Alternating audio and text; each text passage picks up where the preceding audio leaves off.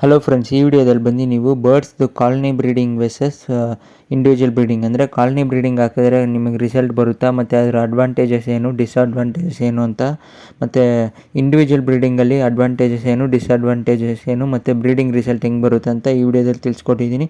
Video ಪೂರ್ತಿ ನೋಡಿ, ಆವಾಗ ನಿಮಗೊಂದು ಐಡಿಯಾ ಬರುತ್ತೆ.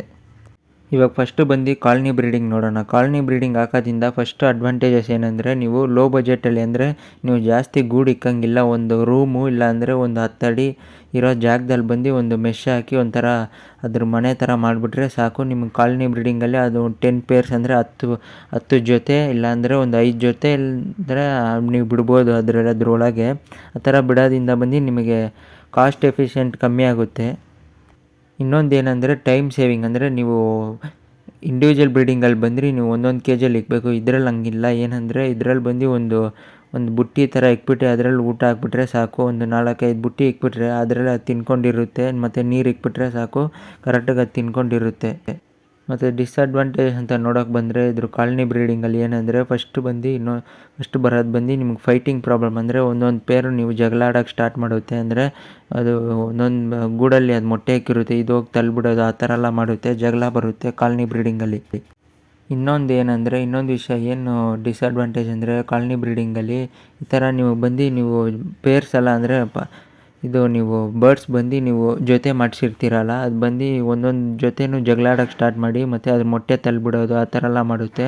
ಮತ್ತು ಇನ್ನೊಂದು ಡಿಸ್ಅಡ್ವಾಂಟೇಜ್ ಏನಂದರೆ ಇದರಲ್ಲಿ ಬಂದು ನೀವು ಊಟ ಮತ್ತು ನೀರು ಬಂದು ಡೈಲಿ ಚೇಂಜ್ ಮಾಡ್ತಾ ಇರಬೇಕು. ಇದು ಕಾಲನಿ ಬ್ರೀಡಿಂಗು ಏನಕ್ಕಂದರೆ ಅದು ಬಂದು ಎಲ್ಲ ಪೇರ್ ಬಂದು ಅಂದರೆ ಎಲ್ಲ ಬರ್ಡ್ಸ್ ಬಂದು ನಿಮಗೆ ಬಂದು ತಿನ್ನುತ್ತೆ. ಮತ್ತು ಅದರಲ್ಲೇ ಏನಾದ್ರು ವೇಸ್ಟ್ ಪ್ರೊಡ್ಯೂಸ್ ಮಾಡೋಕ್ಕೂ ಚಾನ್ಸ್ ಇದೆ.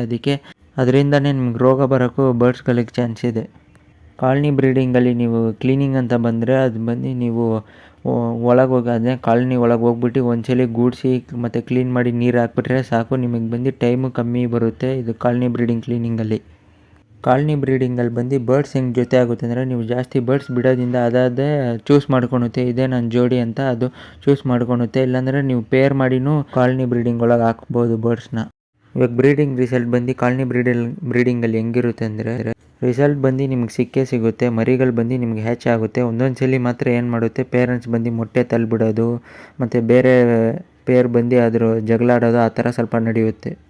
ಇವಾಗ ಇಂಡಿವಿಜುವಲ್ ಬ್ರೀಡಿಂಗ್ ಬರೋಣ. ಇಂಡಿವಿಜುವಲ್ ಬ್ರೀಡಿಂಗ್ ಸೆಟಪಲ್ಲಿ ಬಂದು ನಿಮಗೆ ಏನೇನು ಅಡ್ವಾಂಟೇಜಸ್ ಅಂದರೆ, ಫಸ್ಟ್ ಅಡ್ವಾಂಟೇಜ್ ಬಂದು ನಿಮಗೆ ಜಾಸ್ತಿ ಗೂಡುಗಳು ಬಂದು ನೀವು ಸೆಟಪ್ ಮಾಡಬೇಕು ಅಂದರೆ ಅದಕ್ಕೆ ಸ್ವಲ್ಪ ಹೈ ಬಜೆಟ್ ಆಗುತ್ತೆ.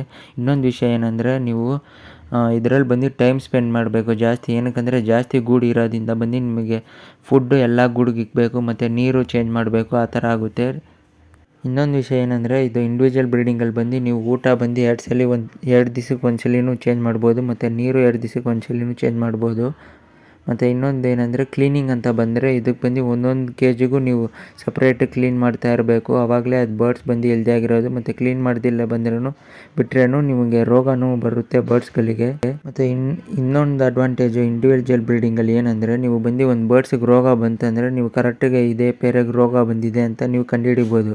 ಆದರೆ ನೀವು ಕಾಲನಿ ಬ್ರೀಡಿಂಗಲ್ಲಿ ಆ ಥರ ಮಾಡೋಕ್ಕಾಗಲ್ಲ. ಏನಕ್ಕಂದರೆ ಕಾಲನಿ ಬ್ರೀಡಿಂಗಲ್ಲಿ ಬಂದು ಜಾಸ್ತಿ ಬರ್ಡ್ಸ್ ಇರುತ್ತೆ. ಆ ಬರ್ಡ್ಸಿಗೆ ಬಂದು ಯಾವುದಕ್ಕೆ ಒಂದು ಚಿಕ್ಕ ರೋಗ ಬಂದ್ರೂ ನಿಮ್ಗೆ ಗೊತ್ತಾಗಲ್ಲ. ನೀವು ಏನಕ್ಕಂದರೆ ಆ ಕಾಲನಿ ಒಳಗೆ ಹೋದ್ರೇ ಬರ್ಡ್ಸ್ ಬಂದು ಸ್ವಲ್ಪ ಡಿಸ್ಟರ್ಬ್ ಆಗುತ್ತೆ, ಒಂಥರ ಜಾಸ್ತಿ ಆರ್ತಾ ಇರುತ್ತೆ ಗೂಡು ಒಳಗೆ. ಅವಾಗ ನೀವು ಯಾವ ಬರ್ಡಿಗೆ ರೋಗ ಬಂದಿದೆ ಅಂತ ಕಂಡುಹಿಡಿಯೋಕ್ಕಾಗಲ್ಲ. ಆದರೆ ಇದರಲ್ಲಿ ನೀವು ಬಂದು ಇಂಡಿವಿಜುವಲಾಗಿ ಹಾಕೋದ್ರಿಂದ ಬಂದು ಈ ಪೇರಿಗೆ ರೋಗ ಬಂದಿದೆ ಅಂದರೆ ನೀವು ಅದು ಸಪ್ರೇಟ್ ಮಾಡಿ ನೀವು ಟ್ರೀಟ್ಮೆಂಟ್ ಕೊಡ್ಬೋದು. ಇದರಲ್ಲಿ ಡಿಸ್ಅಡ್ವಾಂಟೇಜ್ ಅಂದರೆ ಅದೇ, ನೀವು ಕ್ಲೀನಿಂಗ್ ಮಾತ್ರ ಸ್ವಲ್ಪ ಜಾಸ್ತಿ ಟೈಮ್ ತೊಗೊಳುತ್ತೆ. ಏನಂದರೆ ಎಲ್ಲ ಗೂಡಲ್ಲಿ ನೀವು ಕ್ಲೀನ್ ಮಾಡಬೇಕು ಮತ್ತು ಊಟನೂ ಎಲ್ಲ ಗೂಡಲ್ಲಿ ಅಂದರೆ ಟೈಮ್ ಸ್ವಲ್ಪ ಜಾಸ್ತಿ ತೊಗೊಳುತ್ತೆ ಅಷ್ಟೇ, ಬೇರೆ ಏನಿಲ್ಲ. ಆದರೆ ಬರ್ಡ್ಸ್ ರಿಸಲ್ಟ್ ಬಂದು ನೀವು ನೋಡ್ಬೋದು. ಬ್ರೀಡಿಂಗ್ ಬಂದು ನೀವು ಎಲ್ಲ ಸಪ್ರೇಟಾಗಿ ಹಾಕೋದ್ರಿಂದ ನೀವು ಸಪ್ರೇಟಾಗಿ ಬಾಕ್ಸ್ ಕೊಟ್ಟಿರ್ತೀರ, ಅದಕ್ಕಂತಲೇ ನೀವು ಆ ಬರ್ಡ್ಸ್ ಗೂಡಲ್ಲಿ ಬಂದು ನೀವು ಅದಕ್ಕಂತಲೇ ಬಾಕ್ಸ್ ಕೊಟ್ಟಿರೋದ್ರಿಂದ ನಿಮಗೆ ಬ್ರೀಡಿಂಗ್ ರಿಸಲ್ಟು ಚೆನ್ನಾಗಿರುತ್ತೆ ಇದರಲ್ಲಿ.